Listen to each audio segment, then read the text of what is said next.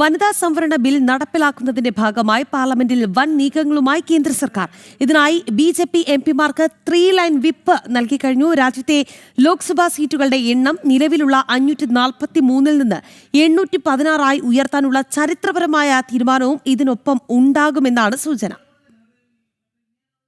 ഡൽഹിയിൽ നിർണായകമായ 3 ദിവസങ്ങൾ 16 മുതൽ 18 വരെ പാർലമെന്റിലെ ഓരോ സീറ്റിലും ഭരണപക്ഷ അംഗങ്ങളുടെ സാന്നിധ്യം ഉറപ്പാക്കാൻ ബി.ജെ.പി വിപ്പ് പുറപ്പെടുവിച്ചു. വനിതാ സംവരണം എന്ന ദശാബ്ദങ്ങളായുള്ള സ്വപ്നം യാഥാർത്ഥ്യമാക്കുവാനുള്ള അവസാനഘട്ട നിയമനിർമ്മാണത്തിനാണ് കളമൊരുങ്ങുന്നത്. എന്നാൽ ഇത്തവണ മാറ്റം വെറുമൊരു സംവരണത്തിൽ ഒതുങ്ങുന്നില്ല. മണ്ഡല പുനർനിർണയത്തിലൂടെ ലോക്സഭയുടെ ഘടന തന്നെ അടിമുടി മാറുകയാണ്. നിലവിലുള്ള 543 അംഗസംഖ്യ 816 വർദ്ധിപ്പിക്കാനാണ് സർക്കാർ ലക്ഷ്യമിടുന്നത്. ജനസംഖ്യാ വർധനവിനനുസരിച്ച് ജനപ്രതിനിധികളുടെ എണ്ണം കൂട്ടുക വഴി ജനാധിപത്യ പ്രക്രിയ കൂടുതൽ ശക്തമാക്കുകയാണ് സർക്കാർ ലക്ഷ്യം. പുതുതായി നിശ്ചയിക്കുന്ന 816 സീറ്റുകളിൽ 1/3, അതായത് 273 സീറ്റുകൾ സ്ത്രീകൾക്കായി സംവരണം ചെയ്യപ്പെടും. 2029 പൊതു തെരഞ്ഞെടുപ്പിന് മുൻപ് രാജ്യത്തെ രാഷ്ട്രീയ ഭൂപടത്തിൽ സ്ത്രീകളുടെ നിർണായക പങ്കാളിത്തം ഉറപ്പാക്കുകയാണ് ഈ ചരിത്ര നീക്കം. ജനം, ഡൽഹി.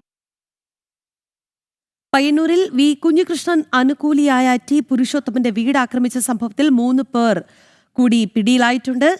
CPM പ്രവർത്തകരായ അശ്വിൻ, സുനാജ്, സുജിത് എന്നിവരാണ് പിടിയിലായത്. ഇതോടുകൂടി പുരുഷോത്തമന്റെ വീട് ആക്രമിച്ച കേസുമായി ബന്ധപ്പെട്ട് അറസ്റ്റിലായവരുടെ എണ്ണം 5 കഴിഞ്ഞ ദിവസം 2 പ്രാദേശിക CPM പ്രവർത്തകർ അറസ്റ്റിലായിരുന്നു.